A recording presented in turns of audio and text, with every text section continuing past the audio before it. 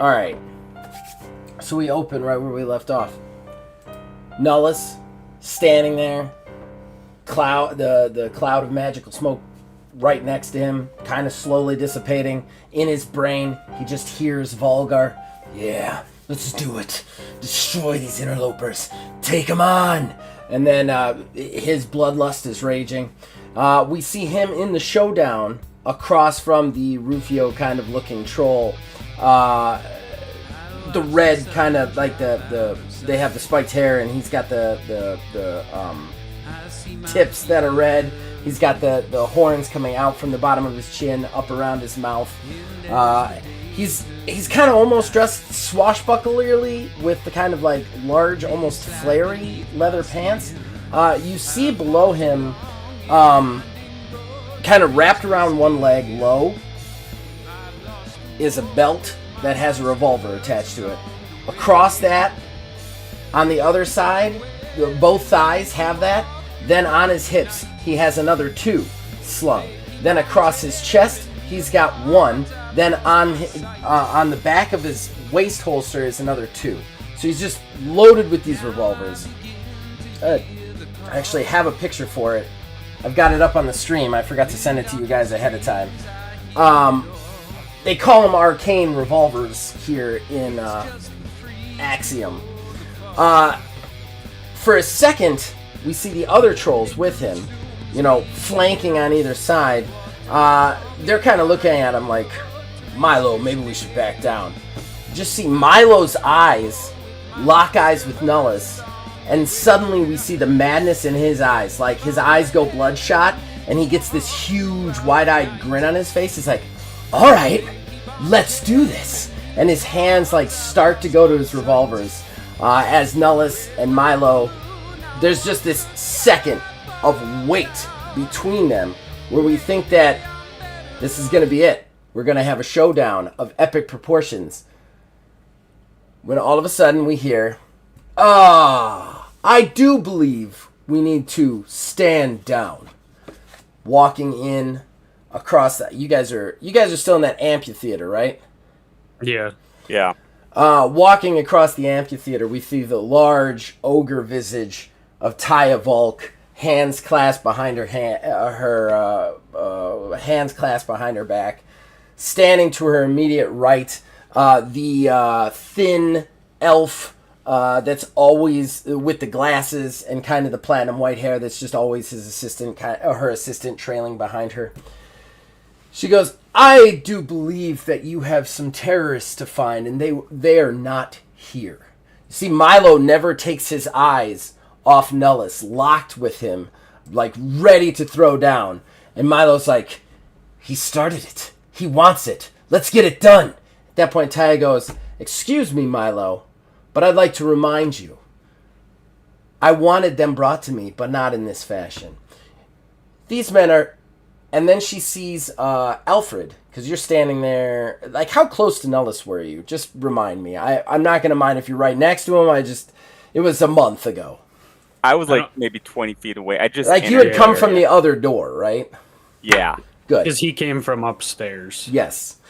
She sees Alfred, and her eyes kind of widen slightly, because she was about to say this man, but then she stops. She goes, these men are heroes.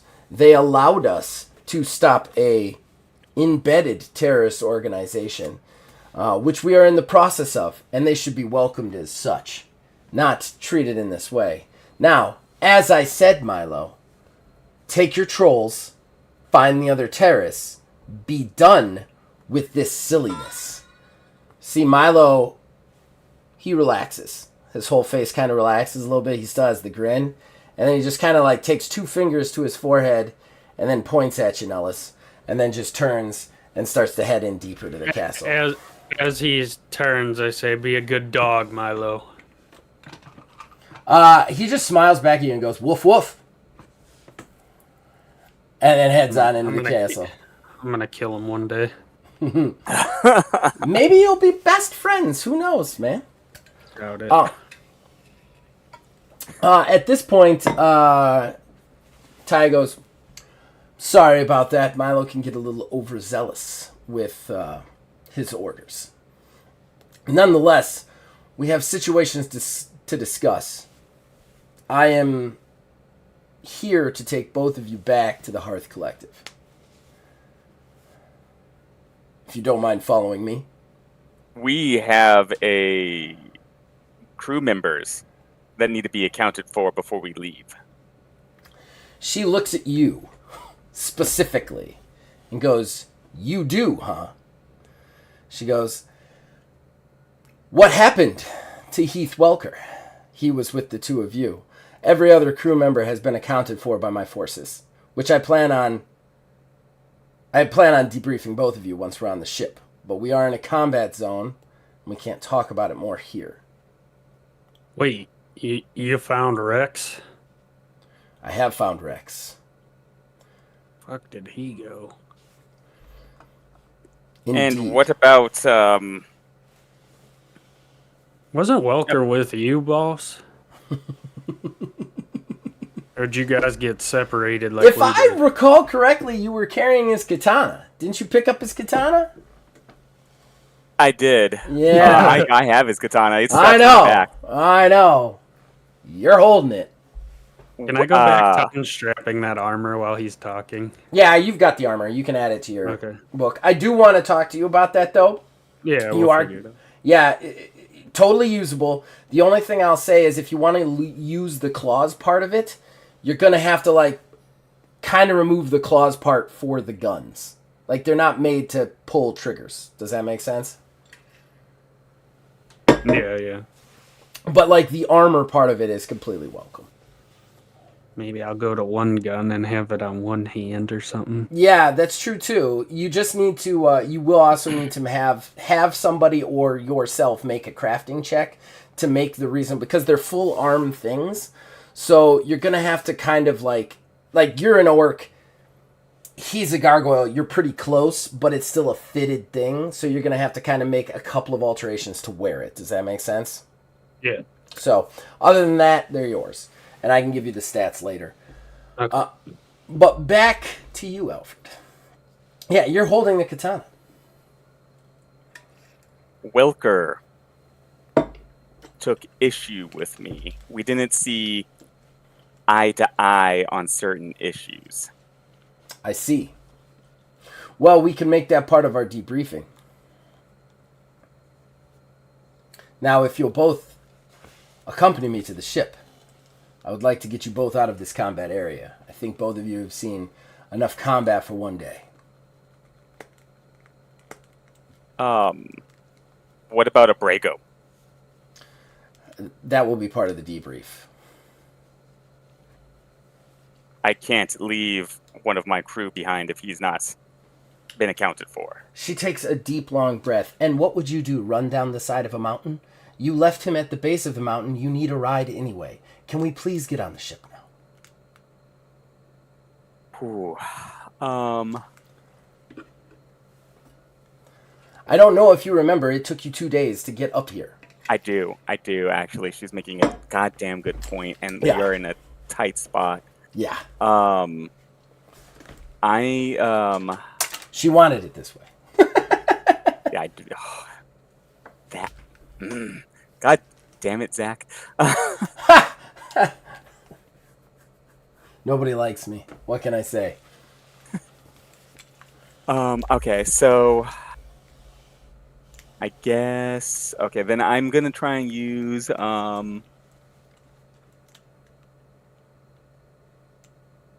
a deduction. Okay. What's your question? Does she know about me? About Yes. what I am? Yes.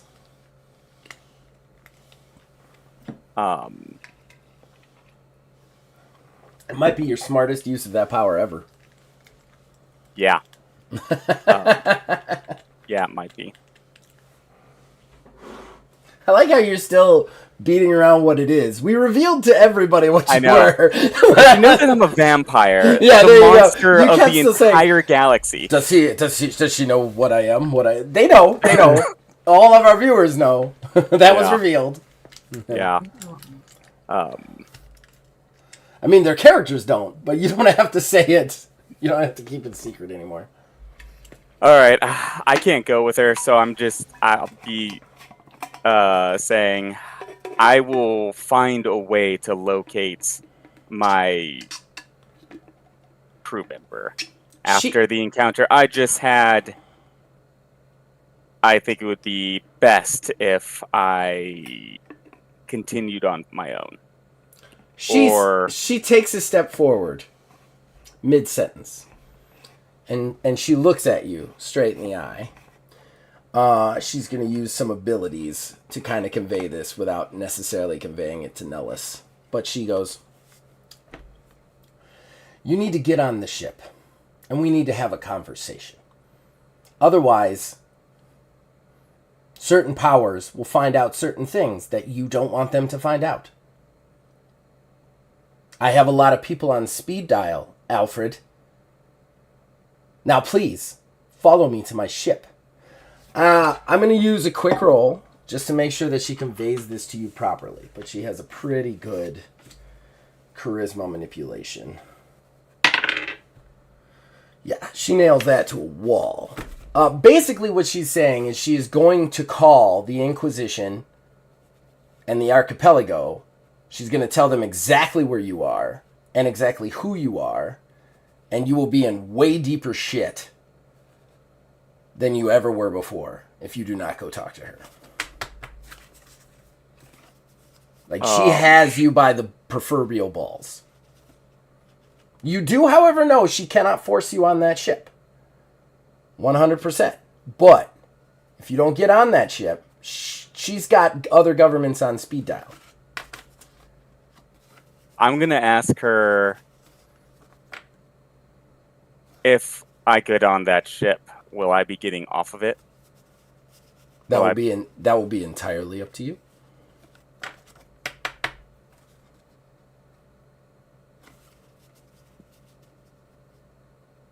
Oh shit.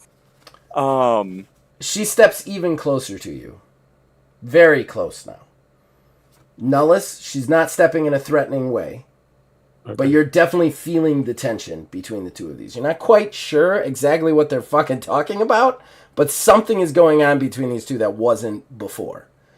She gets in real close to you and she goes, "I do believe, at this point, I would like to ask you for my officer's sword so that I may give him a proper memorial. Regardless of your choice. This sounds like a threat. She wants that sword. I think if you want to have a fight with her, don't give her the sword." Okay. I'll take the sword from my back and I'll look her in the eye and lean in very close. She's close, right? Close enough for me to hand her the sword? Yeah. I'll definitely. lean in close and say in a very low tone, "Tell me the truth. And clearly, I need me and my people safe. Can you make that happen?" I will guarantee your people's safety. I cannot guarantee yours until we have a private discussion.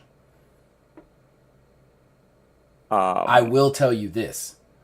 I will not raise a hand against you. Which is more than you deserve. I'm going to use a cold read Okay? to see. I have 3, see if she's lying. And that's just like a straight, is she lying or not, right? Yeah. She's not lying. Okay. This is some epic I'll hand her back the and sword. forth political shit right here. Yeah, God. Wasn't expecting this one. I was Yeah. expecting a great escape, and now I'm walking into, like, more politics. Yeah. Oh, no. You guys had enough action in the last, like, 6 sessions to do you. We've got to talk for a little bit now. There's so many dead bodies. She takes the sword. She goes, "Wonderful." Then she turns to you, Nellis, and smiles. I want to point out I only killed one guy. No, but you shot up your brother real good. Yeah. Real good. In fairness, Abrego only killed one guy. I don't even think Abrego killed anybody. I think the Cliffs did everything for him. He just survived. Yeah. I conveniently allowed quite a number of people to have unfortunate accidents. It's a war of attrition. She actually looks at you, Nellis, and smiles. She walks over and she goes, You've done me proud. What is that supposed to mean? Everything it's supposed to mean. I knew I could rely on you. And I am very much looking forward to letting you in on a lot of things that you didn't know prior. Well, I've been getting a flood of information these past few days, so... Interesting. She seems genuinely warm to you, much like she was in the beginning when she was offering you to join her and the Axiom Defense Force. Actually, probably more so. This time around, she seems almost like, I don't want to say motherly, but like much more warm towards you than she was before, even. She goes, We will share notes. I'm very much looking forward to what you've learned as well. But I can definitely shed some light on your situation that I couldn't before, not until I knew I could trust you. I can tell you this. The people that you have decided to associate yourself with, well, they do not have your best interests at heart. I will at least be honest with you. Now, come, gentlemen. We have much to discuss. I do say to her, I'm like, I don't know about that. Alfred seems to have had my back against your dogs. Yes, my dogs. They, don't judge them too harshly. And then she just starts walking back towards the ship. And then her elf also kind of like nods at you guys to follow. You guys can hear more sounds of combat throughout the city. I look at Alfred and I'm like, what's your read on this, man?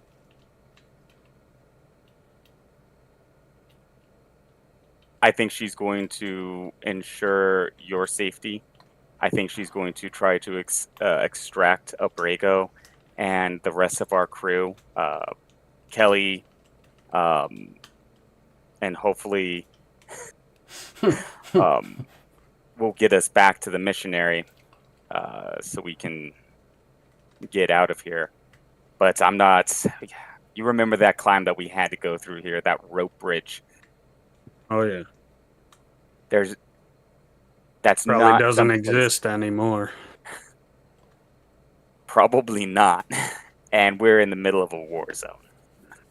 Oh, I hear you. I think we're stuck between a rock and a hard place, and we got to do what we got to do. She creeps me out a little bit the way she talks. She's friendly, which I don't know. Maybe that's what scares me. I don't know. Okay, I'm gonna grab you by the arm and slow down just for a second and lean in and say, listen. There's a lot going on that at some point we should have some discussions about. Fair enough. Most importantly, you need to know something. Before we left, Thaddeus gave me that book I gave to you. Yeah. He also told me something about your condition. It's hard. I'm not a mage. I don't know this magic crap. Blood magic, nose magic, techno magic. But when Thaddeus says what he says, I have a tendency to listen. He cares about you, and I know you have your issues with them. But when he says that there are things that you shouldn't know and there are reasons why, you should believe him. If she tries to give you information that you shouldn't know, magic will happen. Magic stuff will happen. I hate this magic crap. Just give me the sword. I know a little bit about what you're talking about already, but I assure you, I can maintain my wits. Hell, shit, dude. Do you know I have a real name? I thought it was Stonehand. Oh, it is. It always will be. I've decided that, but there was another me before. Well, me, I guess. Sounds like we have a lot to catch up on. Sounds like it, man. All right. Let's get through one shit show at a time. We're gonna cut away to Abrego. Abrego. Yes. You did your first hunt with. So I never gave that orc a name, right? The orc hunter. Nope. Okay. All right. I'm so frustrated because I'm pretty sure. Hey, Phil. Yeah. Names of characters. What was your original name? My name is Fulgar. My father was Malgarak. Vulgar. Vulgar is the dad, or the god, I'm sorry. I am the blood of Vulgar. Right. And then there was Galdraxton's my brother. Volker's the guy I killed. Yeah. Lots of E's. Yeah. Orcs. Okay. I couldn't remember what your name was. All right. Cool. Sorry, everybody. It's been a month. Sorry to derail. I need to stop the music there. Just so that everybody knows, you are hearing some music in the background. My players aren't, unfortunately, because it is super fucking hard to make music work on Discord for everybody to hear. But I am playing it for the benefit of those listening, and if anybody wants to listen to it back. All this music was created by my brother, the man who makes music, Nick Van Sliders. He created some ambiotic music for us. He's still working on it, giving us more tracks. It's really nice of him. Appreciate that.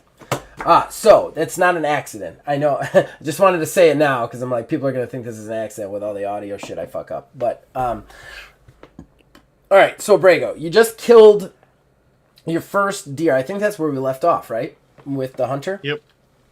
Okay. He kind of walks over to you. The large orc kind of looks over it. Not a bad kill. You had done the prayer too, right? Yep. Okay. He waits for you to be done, patiently, for you to be done with your prayer. Then you guys take the deer back to the cave. Not the cave, the tent with the dire wolves.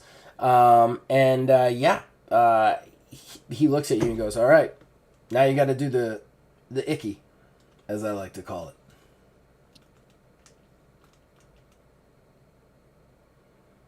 it. Icky. Is this a different word? I'm not sure what this is. You have to carve it. You have to carve the meat. You know, to take all the organs out, take the leather off. I'm going to show you how to do it. Oh, I appreciate that. This would not probably go well otherwise.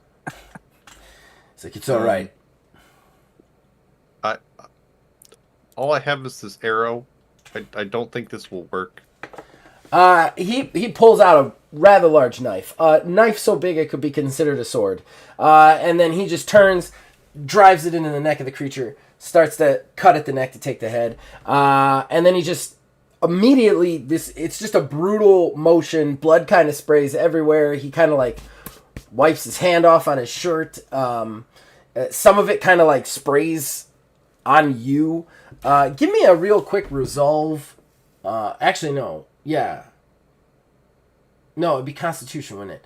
Constitution and Endurance. Do we have a Constitution? Am I crazy right now? No, I have. That is a skill. Yeah. No. Force, agility, endurance, intelligence, perception, and charisma. Constitution is endurance, basically. Condition. Yeah, but is You're there a freaking, Constitution skill? Is what No, I'm it's asking. conditioning, I think you're thinking of. No, there is a Constitution skill. It is after Oh. Naturalist.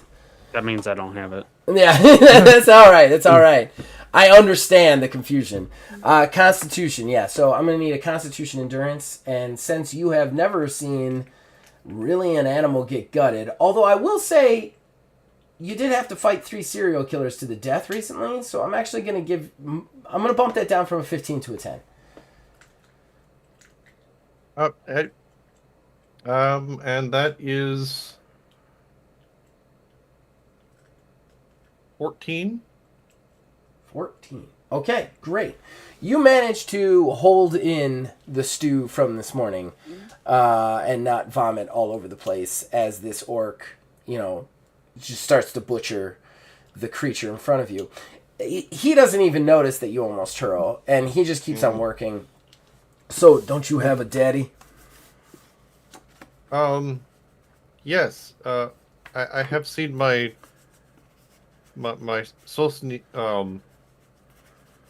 grandmother would do this, but with small.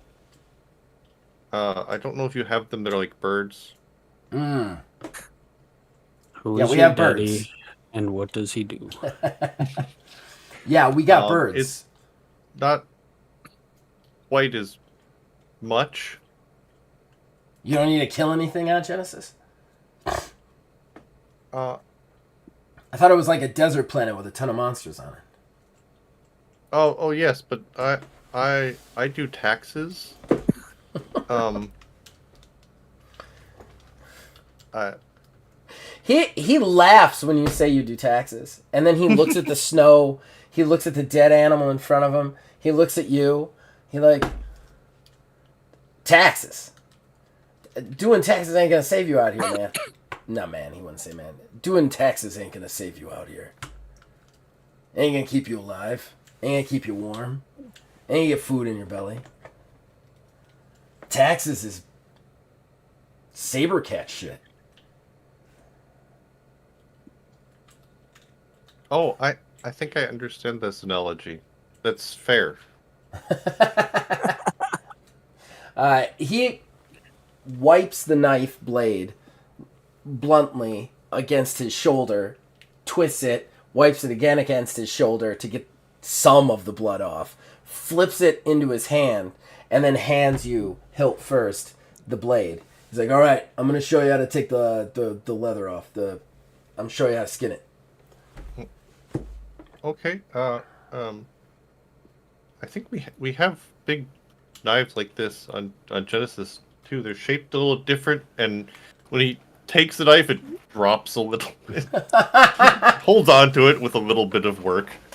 Yeah, the old orc, actually, when you go to drop it, he kind of like catches it in your hand, brings your hand up, puts your hand around the knife, then kind of balls your hand around the knife in the way that you should be holding it, and then you like squeeze it. He goes tight. You don't want to take your foot off. Thank you.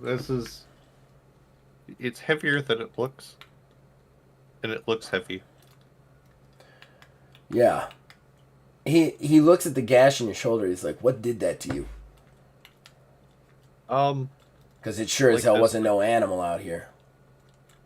I know all of them. They don't make wounds like that. In fact, I would guess that was made by a blade. A heavy one. You have an astute eye, sir. He kind of frowns for a second, and almost, you're not exactly sure, it almost looks like embarrassment plays across his face, and he goes, "Was it one of mine?" No. No. Makes me feel better. Then he starts to show you the angle at which you want to come in at the skin to cut and kind of show you how to do that. Now you're going to have to give me an endurance resolve, and then that's going to be a 10. And then if you pass that, you're going to need another constitution at a 15. That's a natural 20. Whoa! Yeah, fuck this animal. Let's cut it up.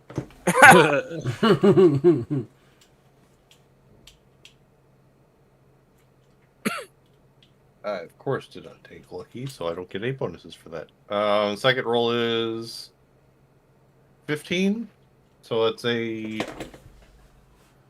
19. All right. So doing good. Doing real good. Listen, last time this happened, I had a very important roll that I used up all my luck on early in the session. So let's not praise it too early when I'm, cleaning at perfectly stationary objects. All right. So you no longer have to roll to keep your lunch down. You get over it passes. You get over the sickness of it, and after you cut in a little bit, and he tells you a couple times like, no, not like that, no, not like that, and then he'll like bring you back and make you do it again. After the third or fourth passes, you start to feel kind of like you can look at this dead animal as just a dead animal. It's not necessarily gross. It's just matter in front of you, basically. And you start to be able to get over the hump and start to kind of cut into it, chop into it. And you actually start to skin the animal okay and easily. He kind of continues with you, and he goes, well, he just continues helping you like carve the animal. Do you want to ask him anything? He's kind of quiet now, other than just giving you the occasional instruction.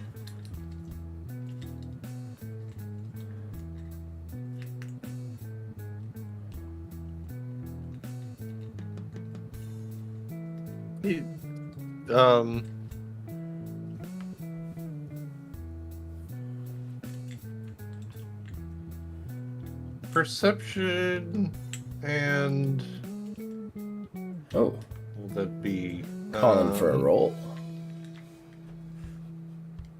empathy? Perception and empathy. Yeah. Okay. One is What are you wouldn't looking normally for? he was going to not say something, but he's thinking about why now that he's gotten over the initial horror, why he asked if it was one of his. Okay, give me the roll. We're gonna say 10. Nope.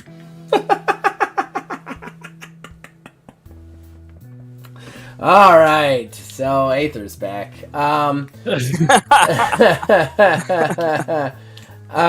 Okay, you have no fucking idea. He's just. It definitely it's seems weird that he said it's that. a weird thought, and it passes over him Yeah. as just one of those other weird things. Like you hit a vein and then blood sprays in your eyes and you just lose the thread of talking to him whatsoever. You're just like matted. You know, it was probably important, but Yeah, whatever. Go ahead and give me, and I'm sure you don't have this, but give me animal and no, is it animal? No, it's Possibly. survival, and we're gonna say agility. You gave me a free survival point.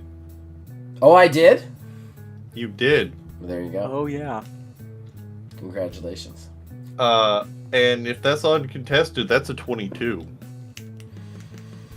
Okay, so you actually skin this deer pretty good. Like when you get done, you actually see like a smile crack on the old orc's face. And he goes, "Well, not too bad after all for a tax man." It's more involved, but strangely kind of similar. All right, let's see if you can butcher it now. But I'm told that's also very similar, but I will try. Give me another roll.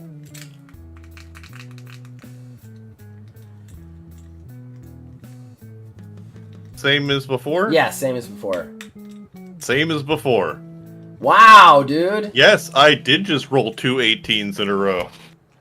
He It is a lot like taxes. Yeah, apparently.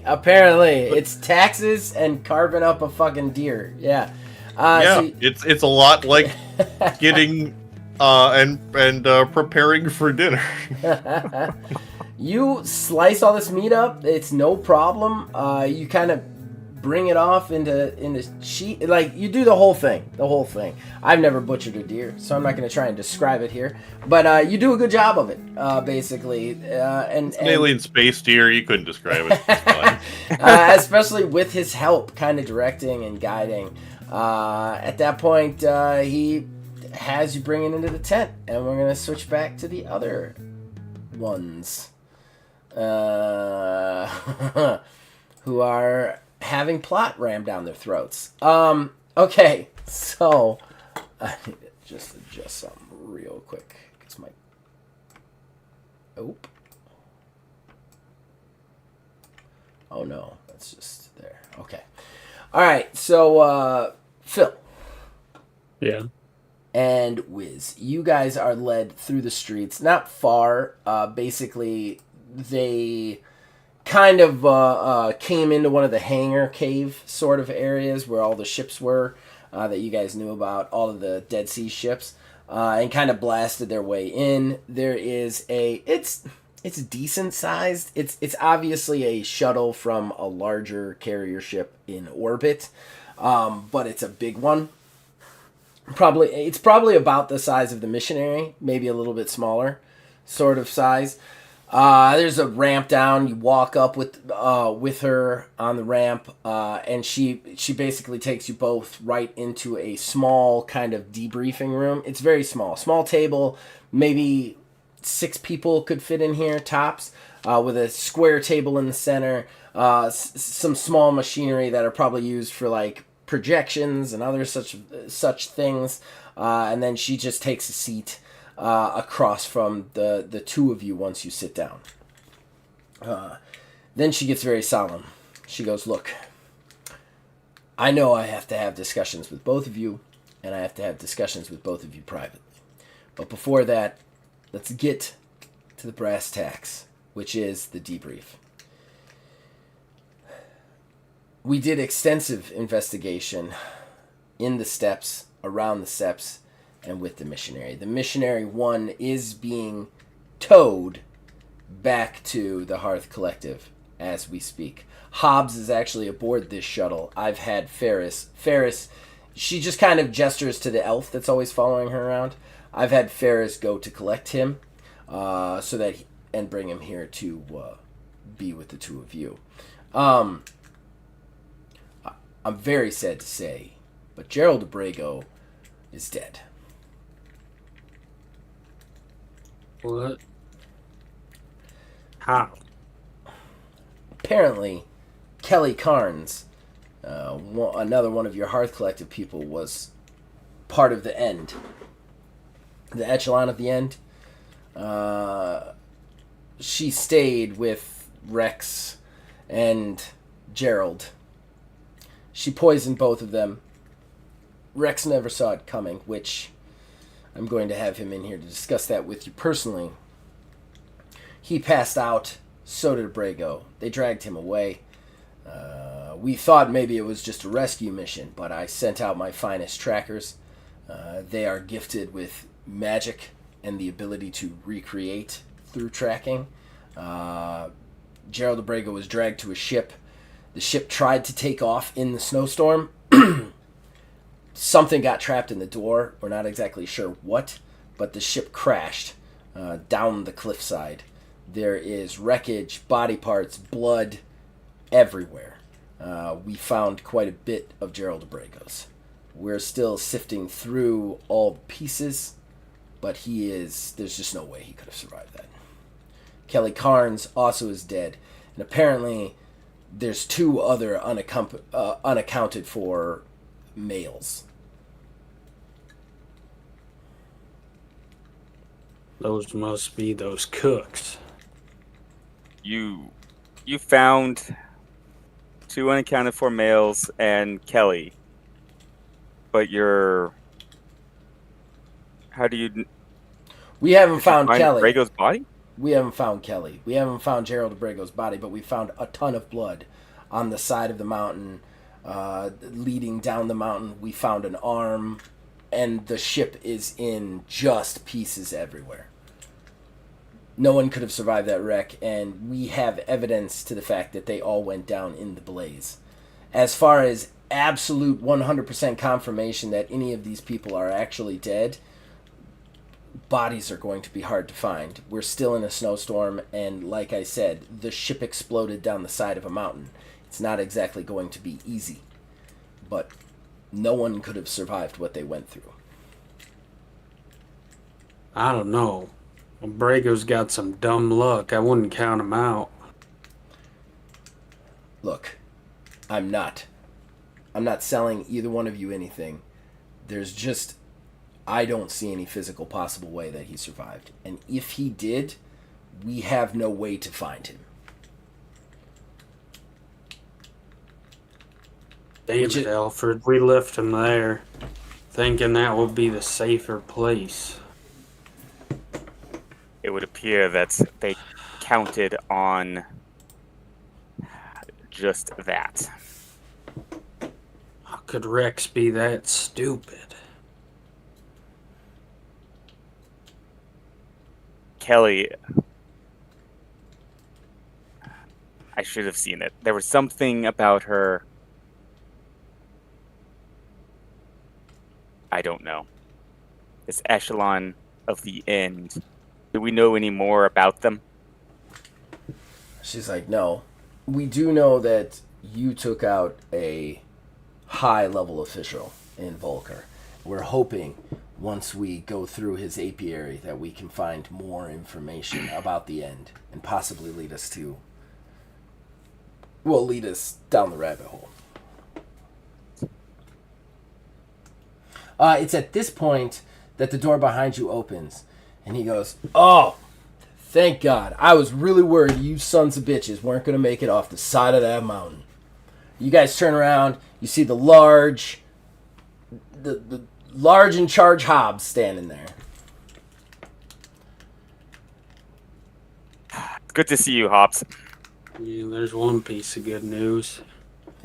Ain't that right? And he clasps you on the shoulder, Nullis, and then he nods to you, Alfred, and then he goes, "Man, you two are the only ones to make it. Poor Abrego. Heard about him.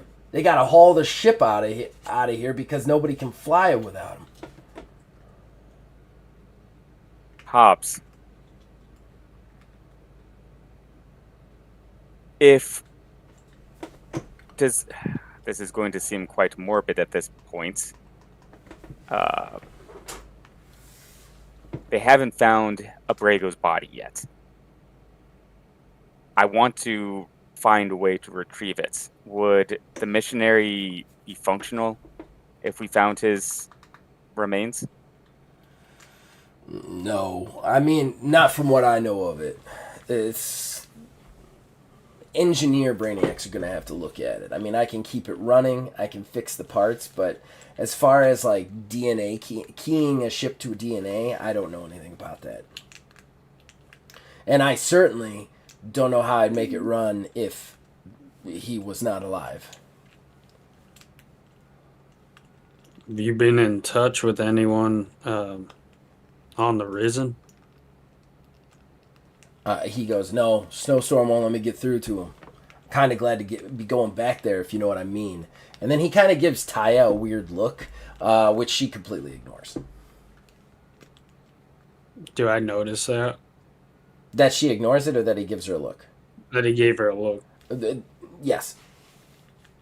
Can I try to read into that to see if I can't perceive anything? What do you want to roll? Perception. Would it be perception awareness or perception intelligence to try and like gauge what's going on between them? Well, I'd never make you. You never roll two stats together. I know. Attributes No, I together. know. But I would Well, say. which one? Oh, I see. Which one? Perception. Definitely perception. I'll give you awareness too. All right. 17. Okay. Take a momentum. And basically, it doesn't look like Hobbs has been mistreated, but he just doesn't like the ADF in general. He's a Hearth Collective man, born and bred sort of thing, and does not really enjoy the ADF or their company. He's kind of one of the guys that, like, if war broke out tomorrow, let's do it sort of guy. It's not necessarily that he's been mistreated. He just does not want to be here or in this company. And he certainly is not happy to have the ship that is in his care being towed by them back to his people. I understand, Hobbs. This will be at a conclusion soon, one way or the other, I believe. I just.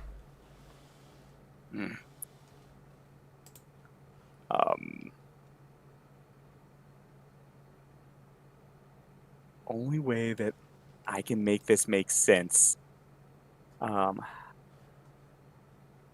Okay, so I'm gonna use a deduction. And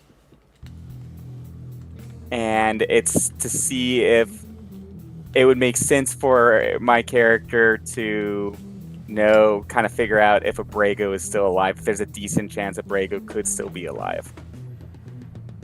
Otherwise, there's no real reason for my character to think otherwise. All right. Simply mistrusting the. So you are rolling. You are rolling to use your powers of what you know to decide whether he could potentially be alive or not. Right. Okay. What stats are you rolling for that? Well, I was going to be actually using deduction, the perk. Oh. Use it 3 times. Yes or no question. Shit. Okay. What's your question? I used it once already. What's your question? Is Abrego still alive? Yes. Fuck. Yeah, he's alive.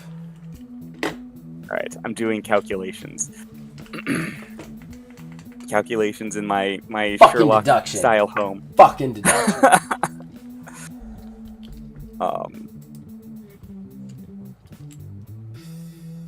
I don't feel right about leaving Abrego's body behind. He's one of my crew, and that means something to me. She looks at you and goes, I can understand that. However, I have an agreement with the Hearth Collective. I'm to take you back to them. And if they're okay with you coming back down to look for Abrego's body, I will completely allow it. You will have full access as far as the ADF is concerned. But I have an agreement, a diplomatic agreement, with your people to bring you back to them.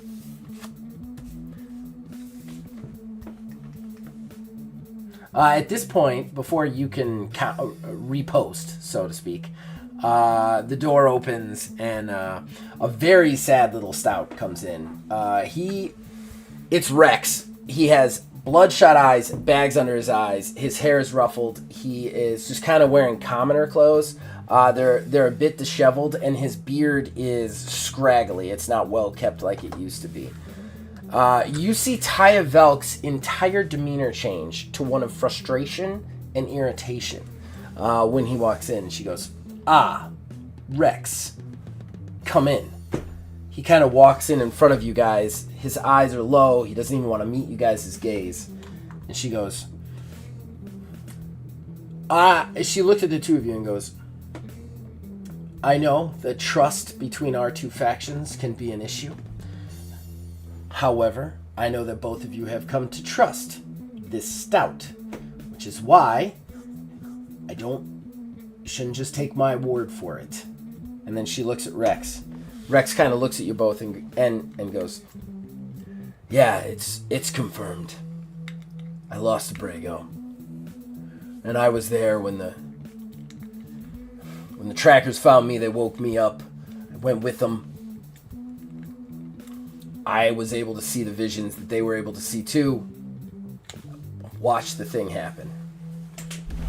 And he just looks at you both. He goes, it's my damn fault.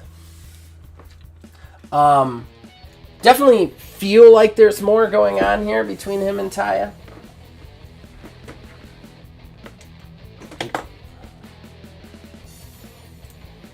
What did you see?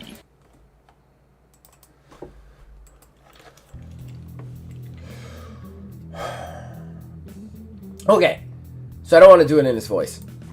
He goes through it. Basically, he describes the scene. So, with the magical trackers, they have kind of like spells that are almost like Batman's detective vision in Arkham Knights. Like, that's how it kind of works. Like, almost like you kind of see the thing happening in front of you if they're in the right place looking for the right set of events. And they're even easier to do if there's nothing there to hamper them. like no other events taking place, and they were all in the middle of nowhere when this went down. So basically, he describes watching the spellcasters cast the spell. He describes the whole scene with Gerald being dragged onto the ship. He describes the scene of the ship starting to close because he's on the outside, obviously. He describes the scene of one of the people kind of like all of a sudden being caught, like two legs coming out of the back door as the door shuts on the legs. Then that throws the entire ship off because it's in a snowstorm. The ship goes back and forth and wonky. It slams into the mountain, then drops down the mountain like 3 levels. He then goes into it further. He goes, then we climbed down to where the ship would have landed. That's where we found the crater. There was a huge explosion. We found a guy's arm. Like, he goes through all of that. He's like right next to it on a slope. There was just blood just down the entirety of the slope.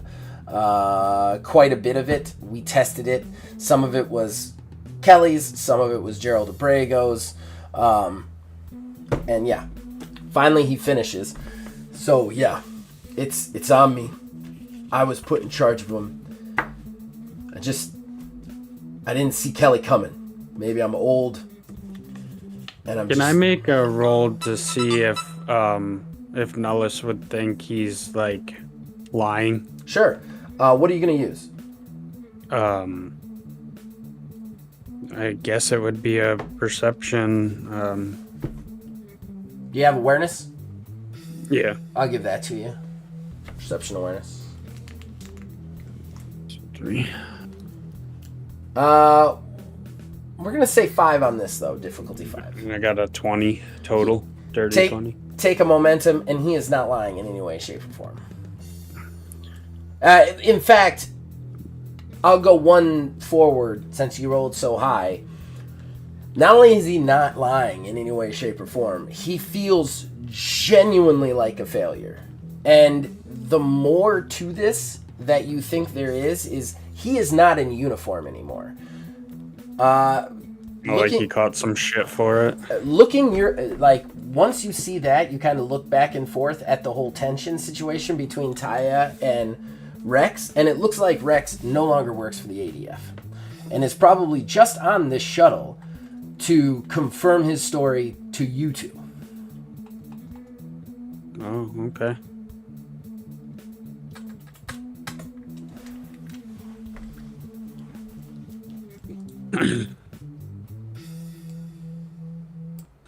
Who's around right now? In the room, Rex, Hobbs, you, Alfred, Taya. The room is only about like 15, 20 feet squared. Like you're pretty close to each other. Oh, Taya Volk is in the room. Okay. Yes, you're all in the room. She's watching everything going on because she's, she knows that you guys don't trust her. She's trying to convince you guys that she's not lying to you. Gotcha. All right. So finally he finishes and just goes, bless you. It's on me. I should have seen it with Kelly. I should have seen it before. It's just she got cut up by those guys. I never thought maybe I just and then you just hear Taya go, yes, you lost a step, got rusty. We understand. That's all we'll need from you, Mr. Stovetooth. Oh. She kind of looks at you, side-eyed. She's had enough of your bullshit, Alfred. But she doesn't stop you. She just looks at you with eyes narrowed. I don't know where you're going from here. But we need to get Abrago's body back. He doesn't belong on this planet. Are you talking to her or him? Him. He looks like he's about to say something to you, and then Taya steps in and goes, that will be all, Mr. Stovetooth. And then he just kind of looks back at her, he nods, and he walks out without responding to you. At this point, Taya's had enough of your shit and looks at you and goes, I think it would be good if we began the solo debriefing section of our meeting today. So Nullis, if you and Hobbs don't mind waiting outside, I would like to have a word with Alfred. One-on-one. Fair enough. Okay. You guys walk out. We're going to switch back over to Brian. Oh, right God damn it. Oh boy. I'm trying My to nerves do were, it. like, right here. I was like, okay, stealing myself for this. And, God. I'm trying to do it every 15 minutes. I'm trying to so that everybody gets equal time. Yeah, no, that's good. I definitely missed it a couple of times, but I'm trying. Okay, so Brian or Aether, you head back into the tent with the meat. He showed you how to wrap it and stuff. He shows you how to salt it too to preserve it a little bit. Then he starts making a stew. Do you say anything to him? Because he's pretty quiet through all of this.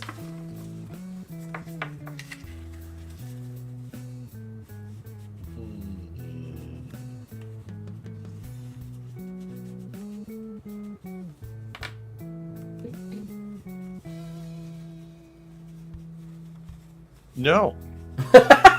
Actually, All right, you guys. He just he makes. should, but he's actually. It's been a lot of a couple of weeks. He's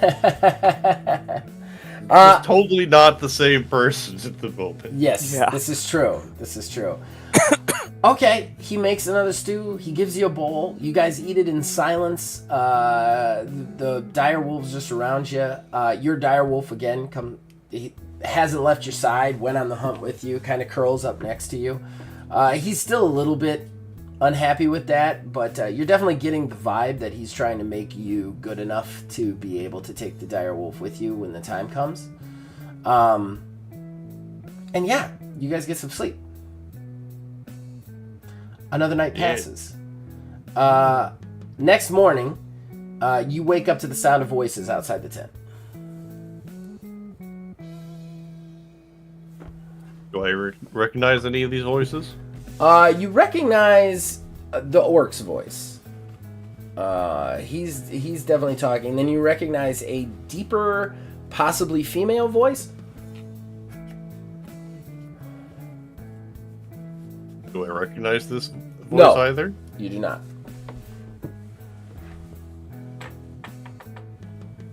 Well, guess that one. I'll get up slowly. Okay. What do you do after you get up? Are they speaking in? Are you trying to eavesdrop on them? We are in a tent. Well, they're not in the tent. They're outside the tent. You Yeah, hear the well- voices. They're outside.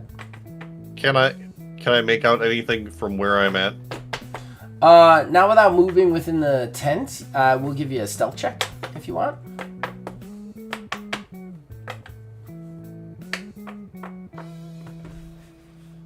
Yep. Okay. Well, what'd you roll? I didn't give a difficulty. I'm supposed to ask you for that.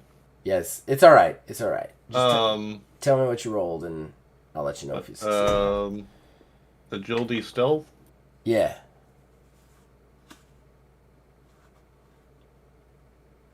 Oh, I see. You hadn't rolled yet. 19. I'm sorry. I did not understand what was happening. 19 is enough. Take a momentum. You creep up to the kind of the tent entrance and listen. You hear the gruff orc's voice like, "Oh yeah, he's near useless. Terrible hunter, terrible tracker. He's all right at hiding for a big guy, and I'll give him the fact that he's okay with a knife for a first time with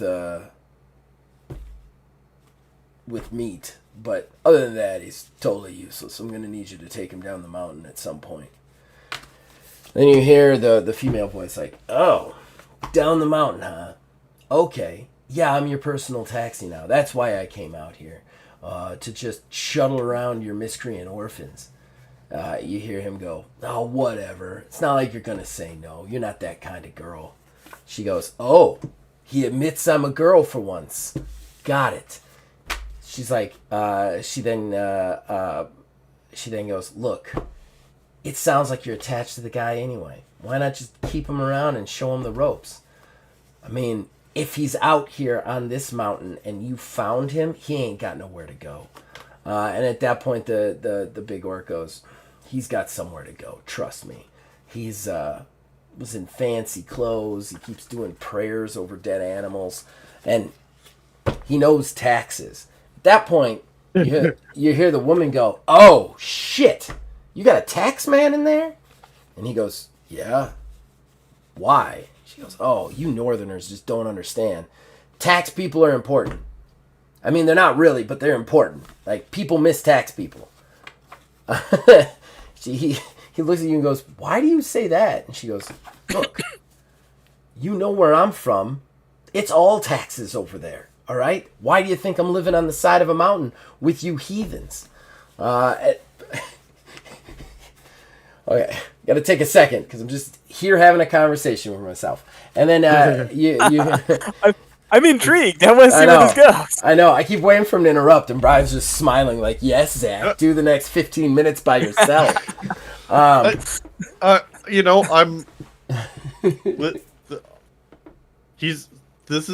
Gerald's turned over a new leaf. He's learning this thing called patience and holding one's tongue. Fair enough. I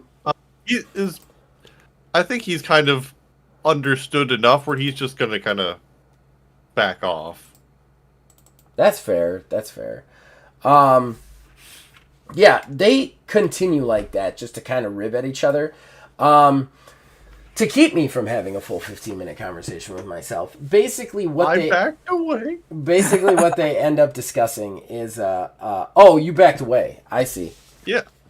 So you can't hear them anymore. All right. No, he heard enough to identify that there was not an apparent threat and that it was the unnamed person to take him. Oh, well, this seems perfectly nice and reasonable. I should probably sit down. Okay. 5 minutes goes by, and then you hear from outside, "Yo, Arma, you up in there?" Oh, hello? Yes? "Yeah. You want to come out, meet somebody?" Oh, I did not know there were others here. Yes, hold on. And shuffling, and then Gerald will come out of the tent. All right. What you see is a... Cannot remember what her name was. Why? Why do you forsake me? Here we go. Give me 1 sec, guys. Let me look one thing up. Take me 1 second. Names. All right. You see a lioness woman, almost like she's a humanoid, but she kind of has like cat-like features.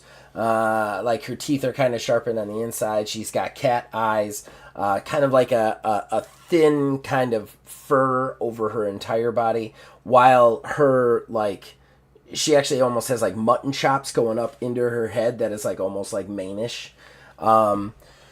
And kind of like a tail coming off her back end, and her legs are slightly crooked, like double-kneed. You know what I mean? So that she looks cat-like. She's big. Not bigger than an orc or you. She's still the shortest one in company, but definitely well bigger than a human. She turns over. She turns to look at you. Oh, well, there he is. I was expecting an orc, or I don't know, an orc. And then he goes, "Yeah. Do you know what he is?" And she goes, "Didn't you ask him?" And he goes, "No, I never came up." They say all this right in front of you. You did just say. Oh. It's been strange. I'm sorry. I'm pleased to meet you. I am Gerald Abrego. I am not from around here. She extends a hand. She goes, V. Just call me V. Give me a knowledge, intelligence, difficulty 15. Ooh. Can I do it? Nope. You know what? I'm gonna spend Oh, that momentum go for it. and try, because that was just depressingly low. And watch this be the same. Still too low. Oh, Thanks, dice. Well, do I get any of that back? No, Well, I don't. it's- All right, let's go. You know it's 2 momentum to re-roll a roll, right? Yep. Okay. Spent All right. both of them. All right. And I rolled a 5, a 6, and a 7 in sequence. Sorry, All right. a 1, 6, and a 7 in sequence.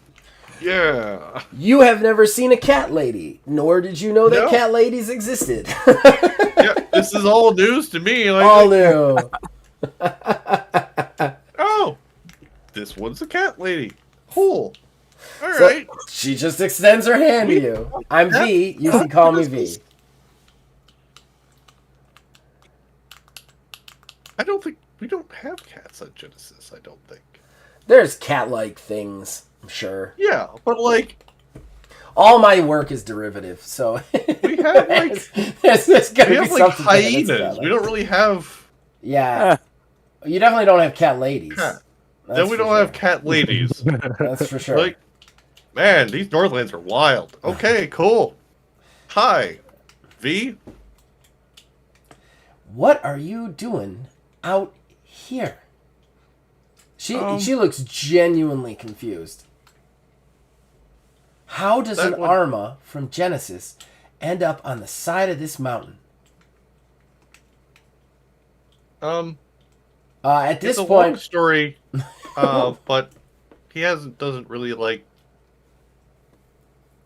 the long stories. the orc kind of actually grins at and goes, "Hey, he's learning. Don't ask I him am stuff you don't want learning." to hear." And then the orc just walks past you into the tent primarily to get ready for whatever hunt he's doing. She looks at you and goes, "Oh, he's a curmudgeon, but I'm glad he was around to save your life." As am I. There's no one like him up here. He's actually secretly a legend, though you wouldn't know it. The orc of all orcs, I guess.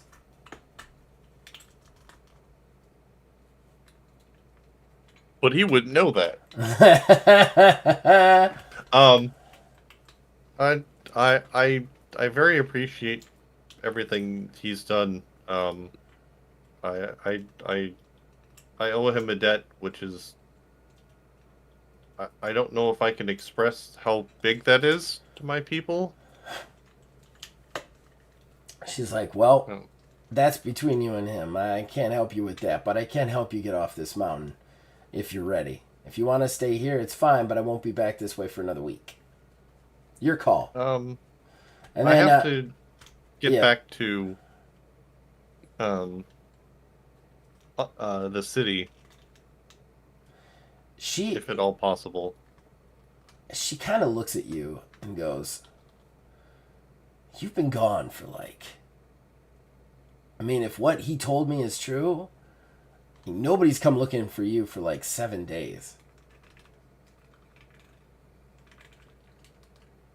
Well, they definitely won't find me here. Yeah, I guess. I've barely found me here. Well, that's a lot, actually. Well, you can go talk to the big guy, and I'll lead you down. It's no problem. He's bringing some stuff out for me to trade anyway. That's what I do. There's a bunch of these hermits that live on this mountain and other mountains. Just don't even... So hermited, they don't even want to be in clans. So they just hide out by themselves in wherever, and I make a good living moving from person to person. It's been a very long week. I can see the logic in that. Yeah. All right. So, do you go to talk to him? Yes. All right. We'll be right back with Go you. back in. Gotta keep trying to switch back and forth between you guys. I'm trying. All right. We switch back into the room with Alfred. Alfred. She looks... Okay.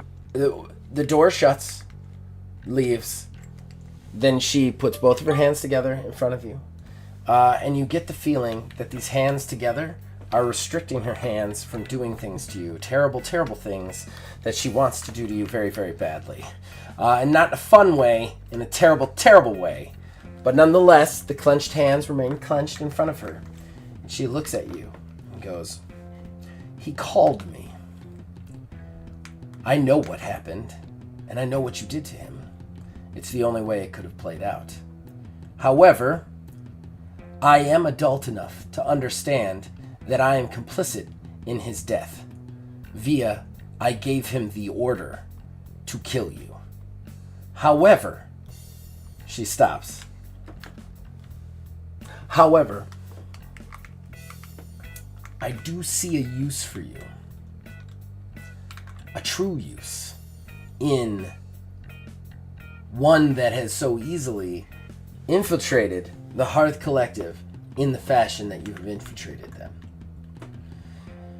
So even though, while I do not have personal attachments, I would say Welker was the closest I had, and he is gone, I am willing to overlook that. But you now have a choice. You work for me. You do what I say. Whoever you worked for before is done, and you tell me everything about them. Everything from start to finish. And I know what you're thinking in your head. You're thinking, no, I'm gonna stop that. I'm not gonna do that. And that's fine. Like I said, I'll let you walk off this ship, and then I will call the Archipelago. I will call the Inquisitors, and they will descend upon you like hellfire and brimstone. Because any anonymity you had before now, it relies on me. Unless you're planning to attempt to kill me here and now. But I assure you that will not go over well. So what's it going to be, Mr. Whitecastle?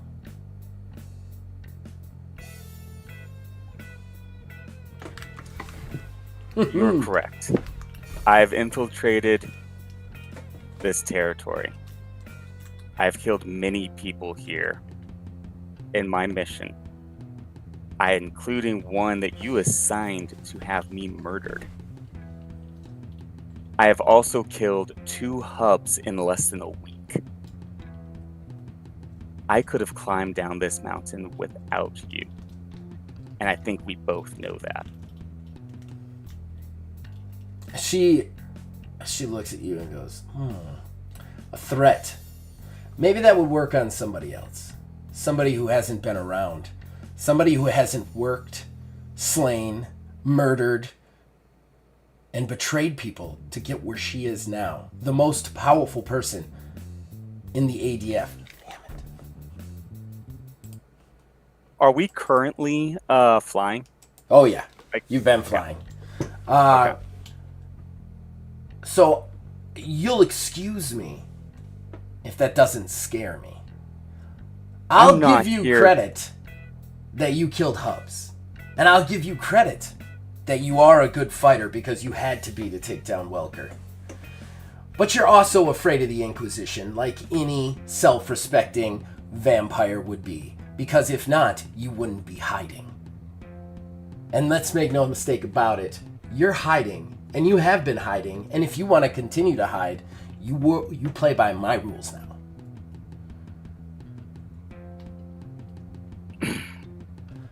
I respect your approach, but you mistake what I say as a threat, as an attempt to intimidate you. What was it then? It was placing my cards on the table. Our Alright. arrangement doesn't have to be one of animosity or threats or intimidation. I'm capable of more than what you think, and if you think that we fear anything. And at this point, I make my eyes turn red. Okay. You are mistaken and do not understand us.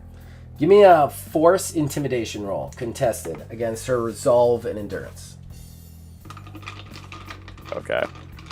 Alfred has just about had his shit. Like, he is done. Okay. Endurance,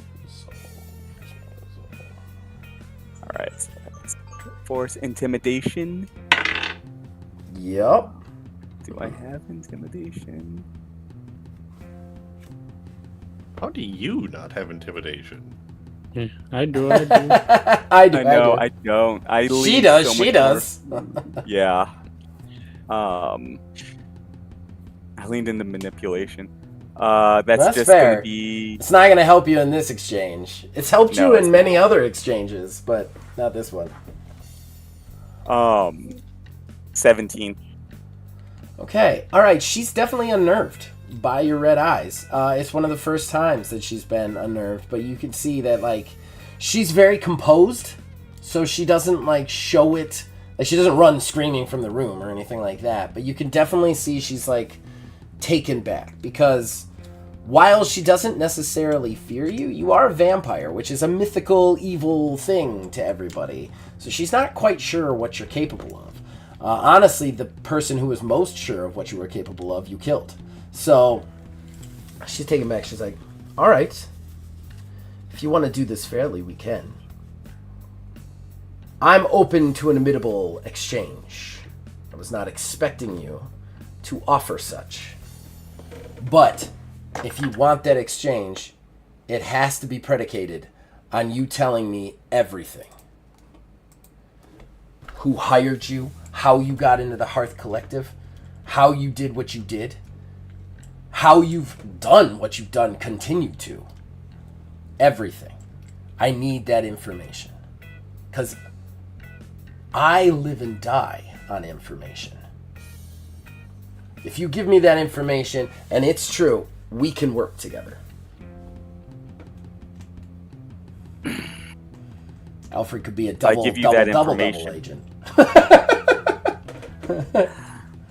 If I give you that information, then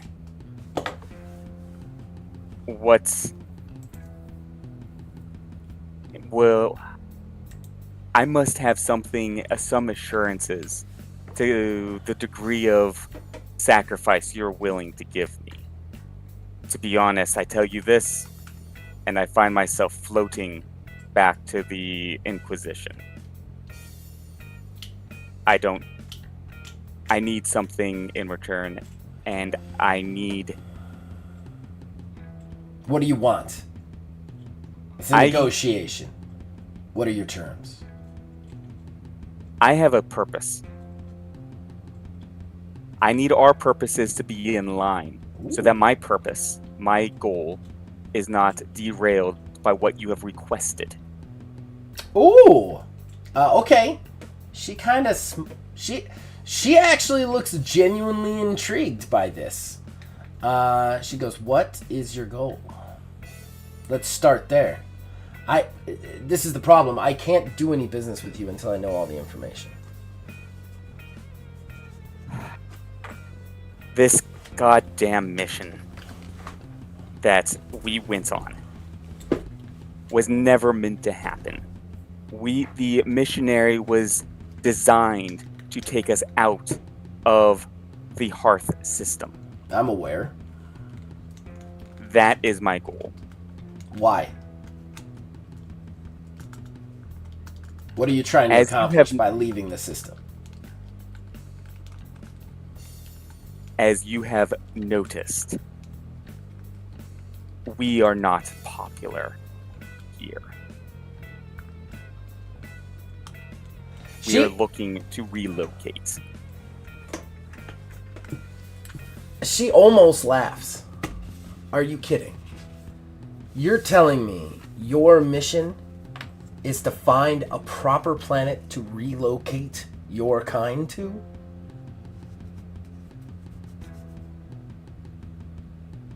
That's why That you is- infiltrated the Hearth Collective? That's why you set all this up, was to run away? I'm going to actually need you to give me charisma manipulation, because she doesn't believe you, even though it's the truth. like, she can't possibly think that, like, that's the big overarching goal of the vampires, is to escape and run away and not gain power back here. Okay. Actually, I rolled a nat 20 with a total of 25. Well, that's enough. That's definitely enough. Not even going to bother rolling against it. Maybe I could reply to her with this natural 20. Okay. And say first off, how old does she look? I mean, I'm assuming that she's not nearly my age. Oh, no, Yeah. definitely not. But she's up there. I mean, I'm pretty sure. I don't know that I wrote down any like weird amounts of years. Like I know in D&D, fantasy creatures live to different ages. I don't know that I did that with anything in Astral Drive. So let's just say for our intents and purposes, she is roughly around between 40 and 60, somewhere in there. I have great respect for those who have found their way, forced their position through whatever means they found necessary, who had the strength to do so, one such as yourself. But please understand that there comes a time where motives of the very young differ from motives of the very old. And what you might say as running away is something you would need a few more centuries to understand.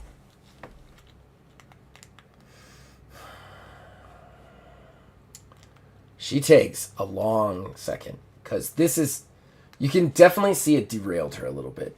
Especially since, for her to help you get out of the system, it doesn't help her in any way, shape, or form. Like, it doesn't further her goals in any way, shape, or form, because she's putting you out of play. So, like, this was not the, like, she was hoping to leverage your want for power, but you don't want power, you want to get away. So, like, she's definitely kind of, like, at askance, and then she stopped. Like, it's a long silence between the two of you, and then she finally leans forward and she goes, I'm not going to call the Inquisitors. We'll talk again. If you don't mind sending in Nellis. I have some things to think about. Of course. I stand up, I turn, and before I leave the room, I'm assuming I kind of got a little bit of her hesitation. Yeah, oh, definitely. Yeah. It was a long, awkward silence where she was trying to, like, weigh her options. She's a strategist, and, like, this is a weird impasse moment for her at this particular juncture. Okay. I'll turn back to her as I walk out, and before I get to the door so nobody will hear it, and say, you should consider something that I have been considering. Though my motivations may be unique, my obstacles may be in line with your own. This echelon of the end, there's something wrong here. I believe they may be in my way. The fact that there was a gargoyle, specifically, with a high rank within this organization. Well, perhaps if our motivations aren't aligned, our enemies are the same. And I'll walk out. Okay. You send Nellis in? I send Nellis in. All right. Nellis, do you go in? Or do you say anything to Alfred first, or? I'm like, so what was all that about?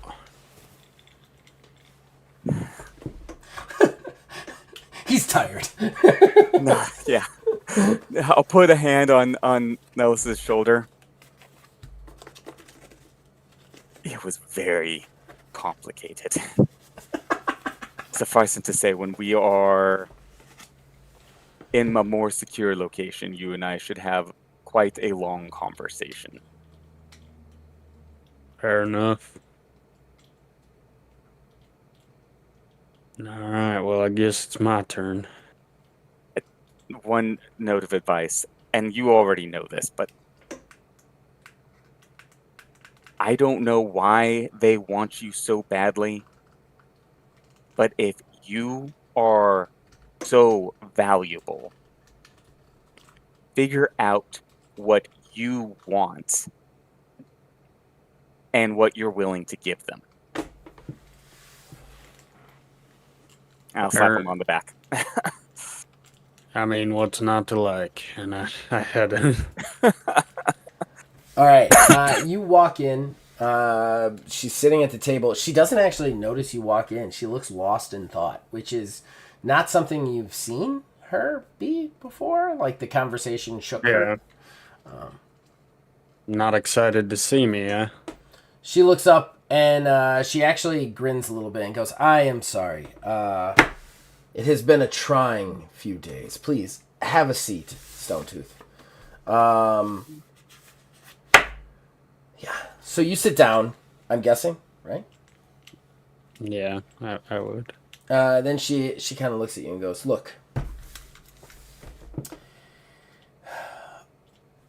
I don't know if what I'm about to tell you is going to be hard for you. I don't know what you've already figured out. But Thaddeus Catch, while misguided, does not have your best interests at heart." And I suppose you're the one who does? I never said that. I told you, Nellis, that I would always be honest with you. And I'm going to be honest with you. I was part of the group that exfiltrated you from Axiom, that implanted you on Genesis, and did so to hide the vulgar inside you. However, I did so under protest. I thought that, personally, if you were trained properly to harness this ability instead of it being hid from you, you would be an asset, not only to us, but yourself. Instead, the powers that be gave the order, and I carried it out. I understand. Sorry, go ahead. So what you're saying, you're telling me that this voice in my head isn't some demon, it's a god. This is the voice of Vulgar himself. I love when you gotta look at the notes. Like it's the voice. Man. Oh no, I get it. I love it when you have to do that. I've had to do that a lot too, where I'm thumbing through my notebook and I'm like, it's this guy. She goes, "We're not 100% positive, but I mean, nothing with magic is 100% positive, as I am sure you have figured out by this point. But we believe so. Either way, you're definitely demon touched in probably the most dangerous and powerful way that could potentially be there." Well, if you are right, I need to have a conversation with this fella because he's been lying. I wouldn't have any conversations with him. Oh, wait. Are you talking about the voice in your head? Yeah. She goes, "I wouldn't have any conversations with him willingly if you can avoid it. Every conversation you have with him, if it works like other demon touched, they gain more control over you. They'll be able to come to you more often, and their words and they'll become more convincing to you. However, we can put you with mages and wizards that can help you control this, that can help you hone it, that can help you master it, to the point where you can use it without it using you." And what would be in that for you? I mean, isn't that obvious? I mean, you're an extremely powerful mage. Well, you have the potential to be an extremely powerful mage. You also have knowledge of Genesis. You are an extremely good warrior in your own right, a gunfighter. What is not to be gained from you being with us? Make no mistake, Nellis. You coming to the ADF, or even just to Axiom, benefits Axiom. And that's what I work for. I may not always do it in the best way, but my goal is to benefit Axiom at all times. See, here's what I think you may not understand about me, Ty. Is you're here to use me essentially as a weapon. And you named all these things I am, but the one thing you didn't name, I'm a rancher. It's what I do. I came here for answers to my past, not to gain some unrelenting power or to be the greatest, whatever you call it, spellcaster that ever walked. Nothing like that is in my plans or goals in life. She's not as angry as you'd probably expect from a sentence like that. She kind of eyes you for a second, and then she just calmly thinks, and then she goes, you were a rancher. You are a warrior. You have defeated one of the most deadliest threats to both the Hearth Collective and ADF. You defeated two of them in the course of a day. I mean, Nullus, I respect the peaceful life.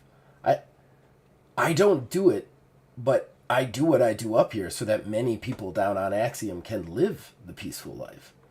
That being said, do you really believe, having come as far as you've come and as deep as you've gotten, that you'll ever be able to go back to ranching? I sure hope so. I got a lady waiting for me. Ah, yes. I believe her name is Isabel, correct? Well, I get like she can probably see anger on my face at that point. How the fuck do you know that? She puts her hands up. She goes, would do nothing to her. I helped implant you where you are. You think I wouldn't know anything about your life? I would never do anything to Isabel, nor would I threaten you in that way. I bring her up because I think she would just be just as happy on Axiom. We could bring you and her here. We could set you up in very nice accommodations with a new life. One where you are not constantly suffering bigotry at the hands of your townsfolk, people around you. Isabel is a human. She'll fit right in. And you will at least be able to understand your abilities. Whereas you could quit all of this, go back, be a rancher, and eventually somebody says the wrong thing to you, you explode, and you pop their head like a zit. And then nobody gets a happy ending.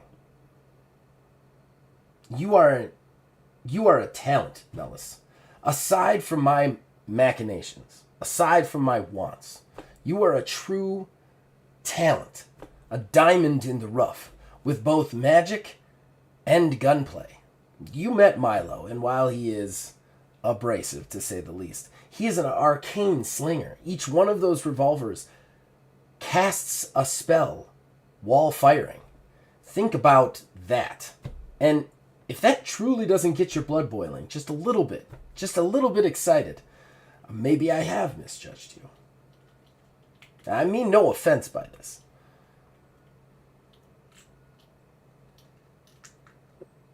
All I hear from what you're saying is the pursuit of power and politician talk.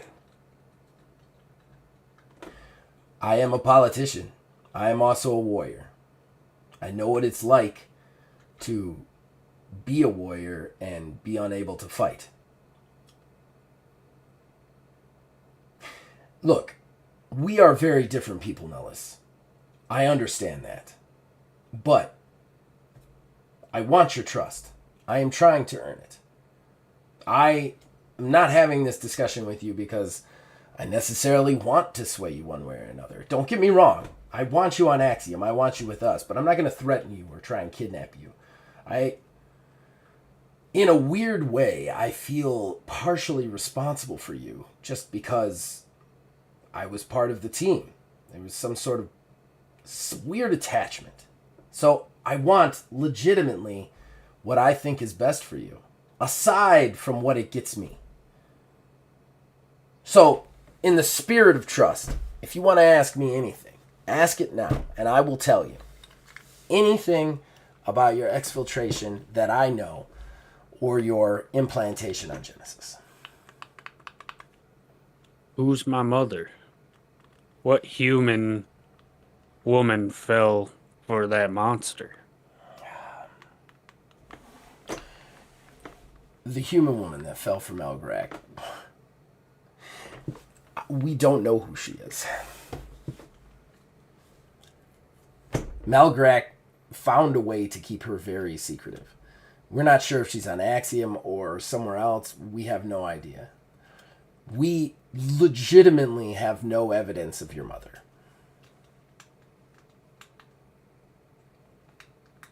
And that is mainly because you were born to the Dead Seas, and the Dead Seas, even under Malgarak, was not a friendly place to go. We don't have a lot of intelligence from inside there. I am sorry. I wish I could answer this for you. I will say this. It's not something that I have assigned agents to. I will assign agents to it if you wish me to attempt to investigate it for you.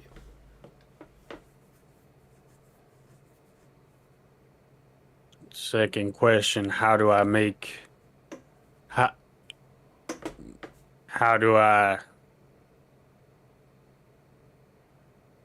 see, no matter what I choose to do, what do you want for me? Like, you want to build me up into this powerful warrior so that I can make Axiom what it is in your vision of what it should be? Is that your end goal? Because mine is to figure out how to control this inner demon and go back to what you call as a mundane life. Interesting. I don't think it's outside the pale that our ambitions align. I think that you can be helped to control this with me, and you could eventually return to a mundane life if that's truly what you want. However, I will give you a peace treaty for right now to think it over. And then she stops. She pulls out a box.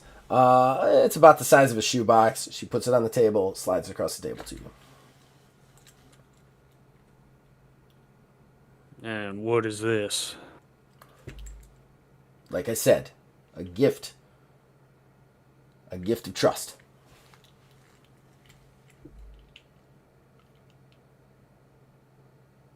You open it? Yeah. Okay, inside is an arcane revolver. Yeah.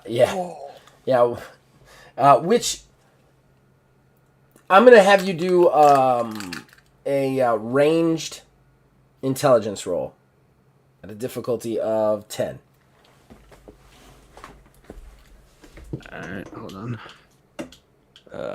Intelligence. So I'm adding 5. It's an 11 total. I rolled a 6. All right. So, it is an arcane revolver. it casts the ability of... hold on, I got them all over here.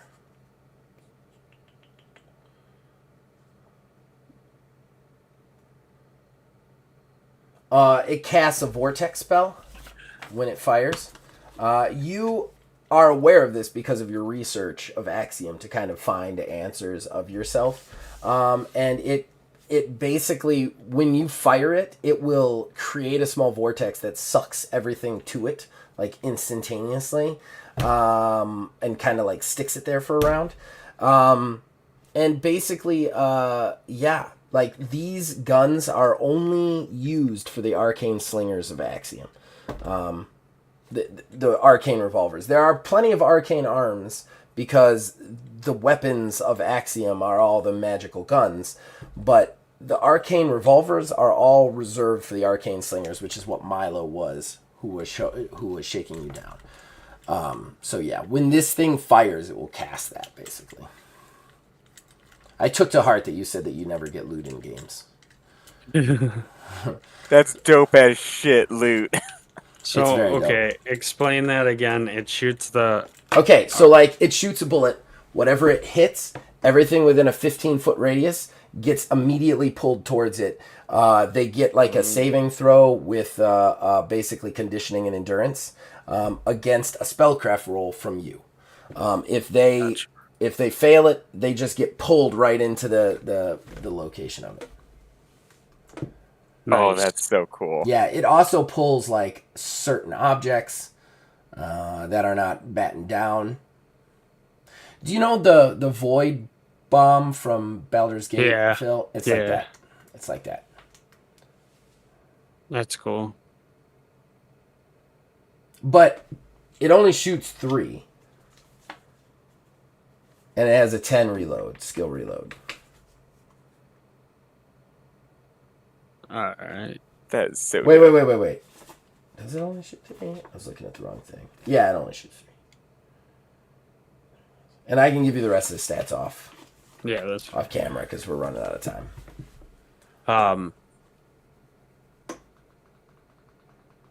Well, it is a lovely gesture. What payment are you looking for?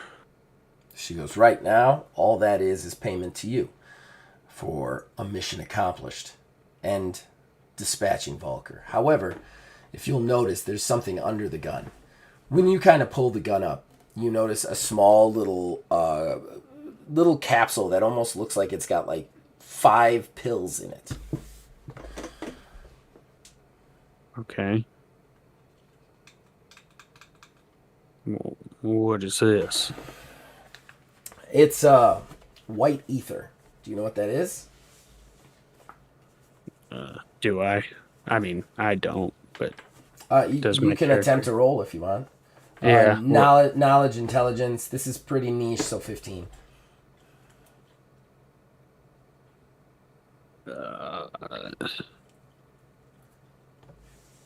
Nope. Okay. Definitely no. nope. You don't know what it is. Not a clue. She goes, it is basically anti-magic.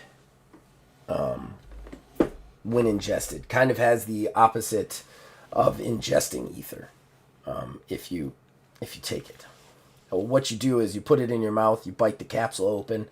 It has a sour taste, but then it makes it so that you have no magical abilities and cannot cast magic or in any way, shape, or form interact with the spirit world for roughly a day.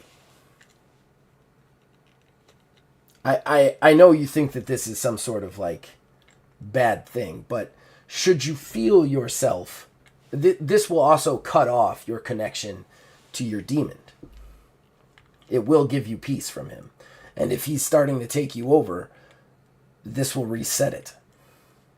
Of course, it is at the cost of your own magic, but as you said, it will give you some relief. It will give you an ability to control them without the many years of training that you would need normally. It's incredibly rare to get this stuff, which is why I only have 5 pills to give you now, but it might save you. It might save your friends.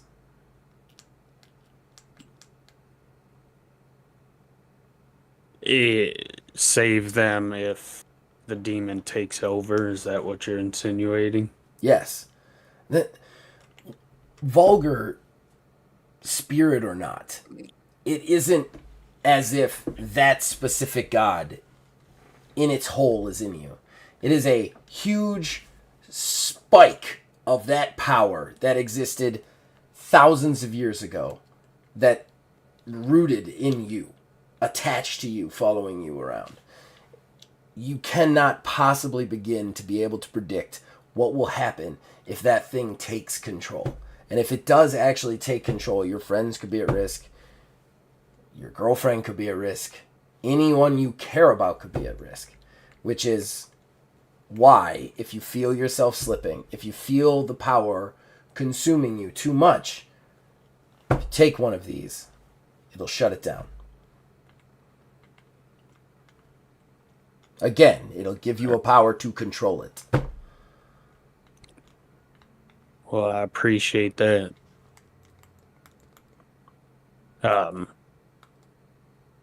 So what is your next on your agenda for myself? At this point, I have to take you back to the Hearth Collective. I have to get you back to your Admiral. Once there, it's up to you. Look, I want your trust. Step one has always been earn your trust. Hopefully, I at least made strides to that today. We do not want the same end goal, and I understand that. However, our routes to getting there can align, and there is nothing to say that we can't be friends.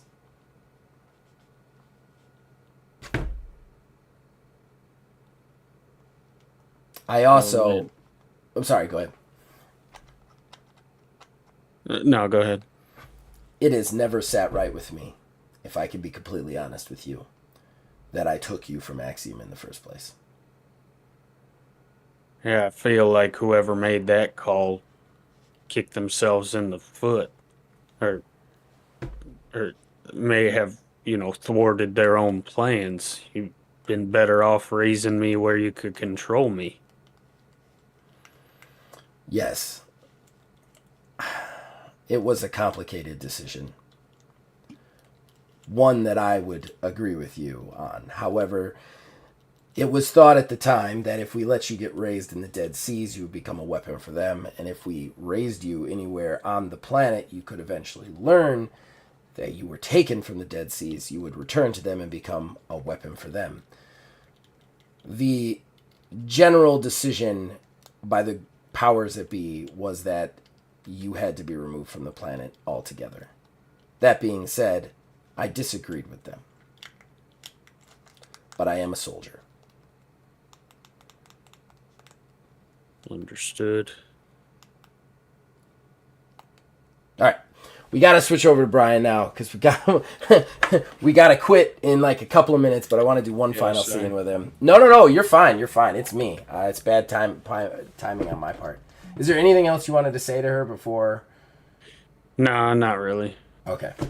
All right, we cut back over to Brian. Brian, you are standing there with the lion lady. The big old orc comes out. So, you decided where you're going? Yes. She has agreed to take me down the mountain as you suggested. Thank you.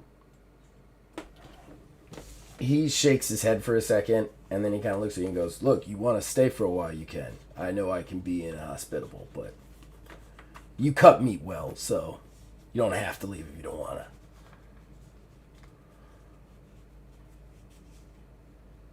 I have to say, it is very tempting.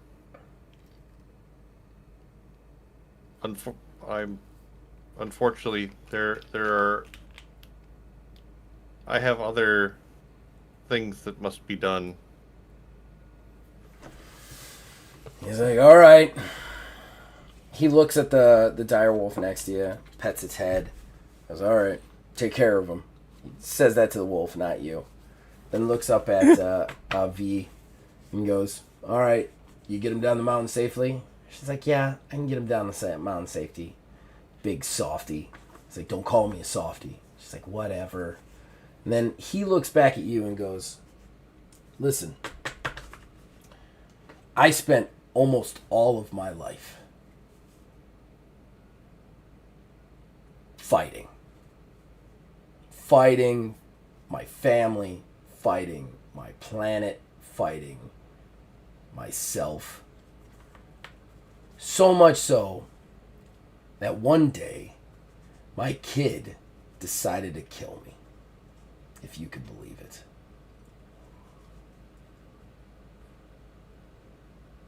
Wasn't successful, but I can assure you that in the course of my life, I have loved 2 women. Both of them are dead. I've had 2 sons. One of them's dead, and the other one tried to murder me. So, I live out here on this mountain. You had somebody put a sword in your shoulder. So before you go back out there and start fighting whatever it is, make sure it's worth it, all right?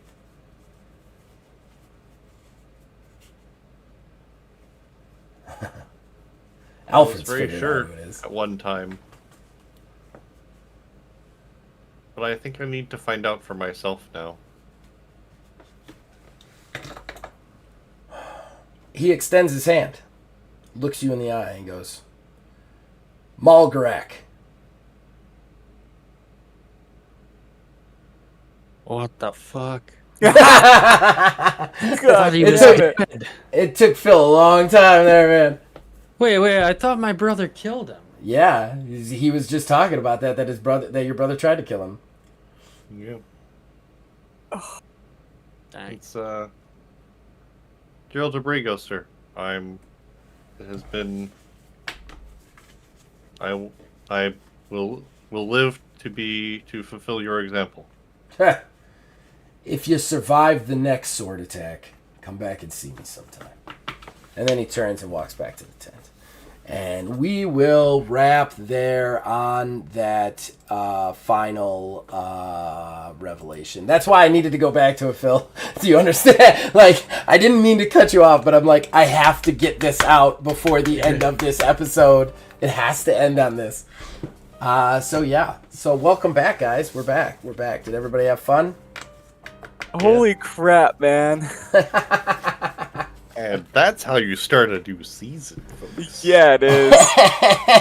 Oh, Jesus Christ, man. Whew. It's tough with this game because every conversation is like a fucking chess match. Like, even when you guys are just like talking, it's like, I gotta say everything exactly right or it's insane, you know? It's a crazy game.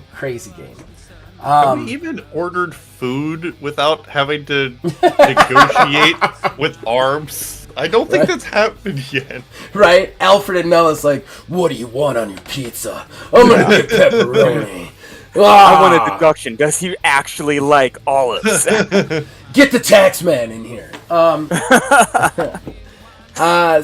Universe. So yeah, I want to give everybody a chance to plug. Above us, Gerald Abrego was played by Aether Dios. Anything to plug, sir? There's going to be a Doctor Who themed version of this game system coming soon. I've heard. You should keep an eye out for that. Well, we're not releasing the Doctor Who rules. I'm gonna say that right now because I will be sued, and I don't want to be sued. What he is referring to is we are going to be doing another actual play, although this one will be not live. It will be a podcast. We do not have a release date yet. It is coming sometime this year. And Aether Dios is a part of that. You guys will have to stay tuned for that. Stay tuned is all I can say. In the middle, Buildmaster General, Philbilly 330, Nellis Stonehand, having all the revelations tonight. What you want to plug, sir? Well, be sure to drop in tomorrow for TMNT and Other Strangeness. That'll be a lot of fun getting back into that for the new year. And the only other thing I got is don't forget to check out Baldur's Gate 3.3.0. That's me and Zach's Let's Play where we try to roleplay our characters while we play. It's fun. It's fun. It's interesting. It's fun. I like we go between OCC making jokes and then doing jokes in our characters, and I always listen back and giggle to myself.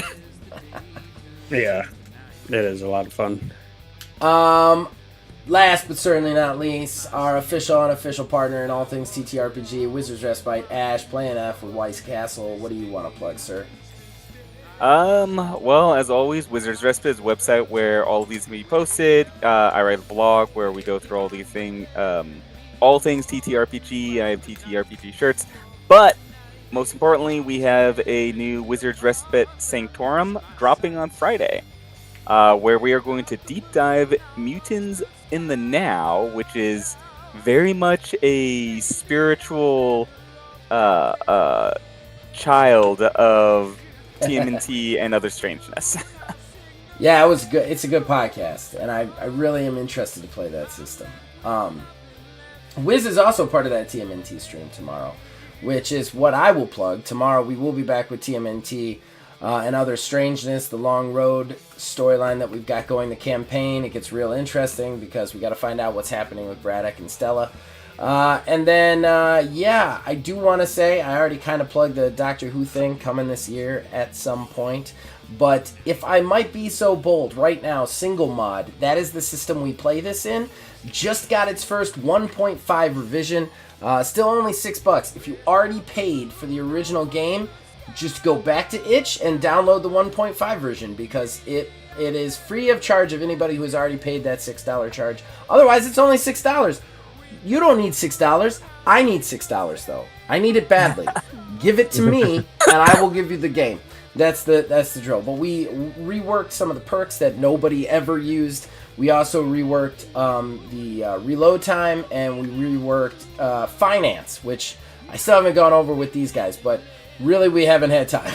It has not been a situation where we can do finance rules. So other than that, you can check out everything we have to offer on the channel. We have gaming in video games and TTRPGs all over the place. You can also click on Wizards Respite. That's in the description below. You can also just go to the itch.io in the description below.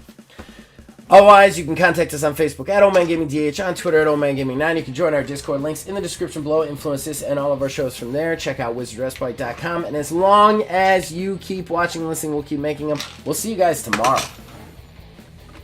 Later.